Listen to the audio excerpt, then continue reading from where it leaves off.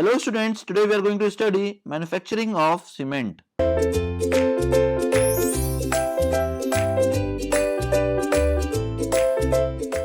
Now raw material for cements are calcareous material, that is limestone, chalk, marl, etc., and argillaceous material, that is clay, shale, etc. Now calcareous materials composed of or containing calcium or calcium carbonate. The next one is argillaceous minerals are minerals containing substantial amount of clay-like components. Argillaceous components are aluminosilicates and are more particularly clay minerals such as keylonite, montmorillonite, illite, and chlorite. Clay stone and shales are thus predominantly argillaceous. Now the manufacturing process of Portland cement. Here calcareous material is shown and here argillaceous material is shown. Now as you had seen from this, that is the limestone quarry from which limestone is extracting, and with the help of dump truck we can send this to the crusher. With the help of crusher we will obtain rough ground limestone which is further sent to the secondary crusher, from which fine ground limestone is obtained which is sent to the proportioning equipment. Now here clay and sand is also mixed which is further grinded in the grinding mill, and from this it is sent to the preheated tower. Now from preheated tower it will be sent to the kiln, and from the kiln clinker is obtained. Now these clinkers for cooling is sent to the clinker cooler. Now we will add gypsum to the clinker and we will send it to the cement storage silos, and from which the shipping of the cement will takes place. Now types of manufacturing process. First one is wet process and the another one is dry process. Now we will see one by one each and every process in detail, starting with the wet process for manufacturing of cement.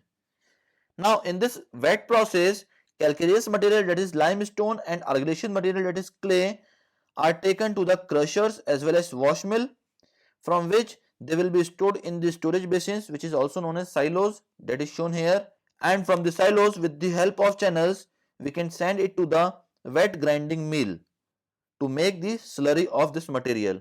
Now this slurry is then sent to the blending operation, that is blending of slurry to correct composition. Now after blending we will send this for the storage of corrected slurry. Now after storage of corrected slurry, now this slurry is sent to the corrected slurry fed to rotary kiln from the upper end. Now after this rotary kiln we will send the material to form the clinkers. Now after that this raw clinkers is sent for the grounding operation, that is clinkers are ground in ball mill. After that we will store this in the cement silos, and from which packaging plant will be taking the cement and sent to the required customers. That is the wet process for manufacturing of cement.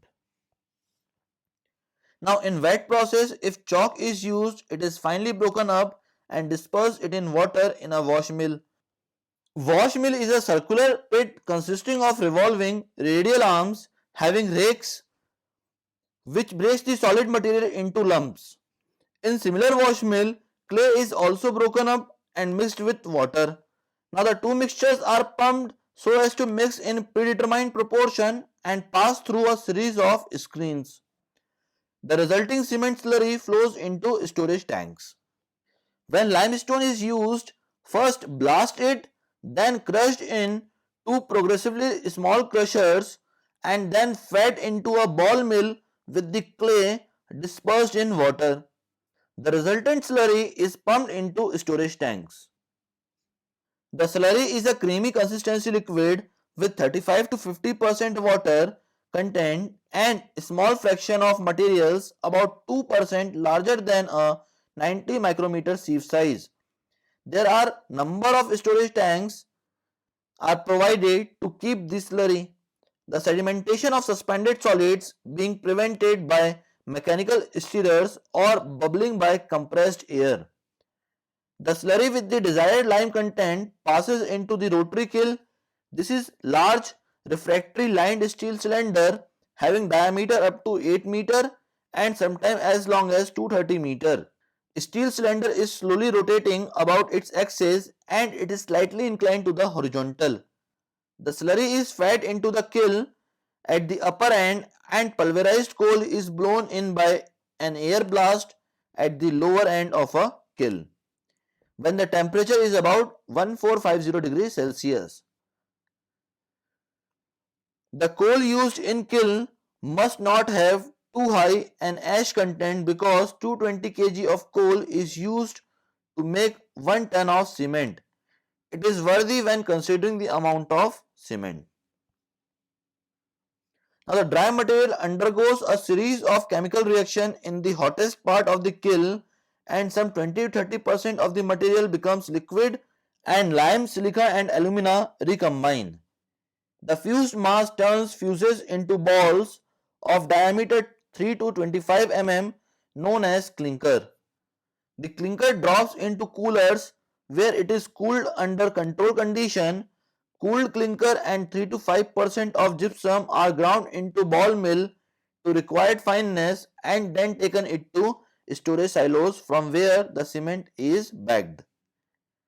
Now the kiln has to operate continuously in order to ensure a steady regime and therefore uniformity of clinker. The larger existing kiln in a wet process plant produces 3600 tons of clinker per day. The manufacture of cement by wet process is energy intensive and thus uneconomical as compared to dry process and semi-dry process. Now the next is the dry process for manufacturing of cement in which calcareous material is taken into crushing and argillation material is taken also for crushing. Now from the crusher it is sent to the grinding mills for fine grinding. Now from fine grinding it is sent to the storage basin where it is stored and with the help of channel it is sent for mixing in the correct proportion. After mixing it is sent to the preheating chamber that will be preheated at about 800 degrees Celsius by exhaust gases. Now it is sent to the storage tank for raw mixing. After that it is fed to the rotary kiln. After rotary kiln the clinkers are formed. When the clinkers are formed, the clinkers are ground in ball mill. After fine grinding of the clinkers, we will send it to the storage tank that is cement silos from which it is sent to the packaging plant. That is the flow diagram of dry process. Now in dry and semi-dry processes for manufacturing of cement, the raw material are crushed and fed in the correct proportions into a grinding mill. The raw materials are dried and reduced in size to a fine powder into grinding mill. The dry powder is called the raw meal. The raw meal is pumped into a blending silo. Adjustment in the proportion of material required for the manufacture of cement is done in the silo. Now the raw meal blended by passing compressed air to obtain a uniform and intimate mixture. Compressed air induces upward movement of powder and decreases apparent density.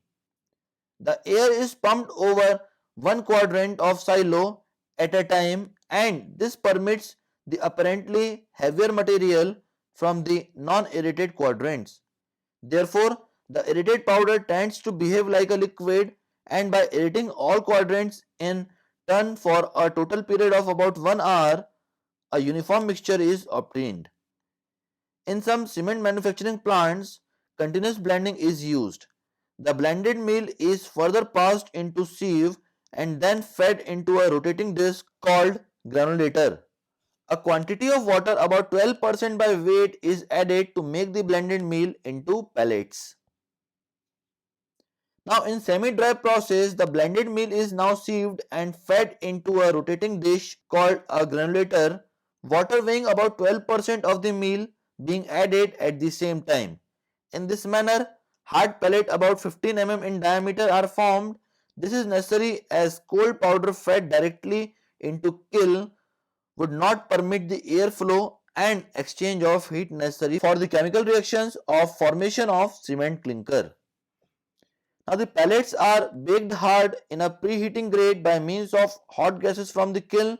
The pellets then enter the kiln where temperature is about 1450 degrees Celsius.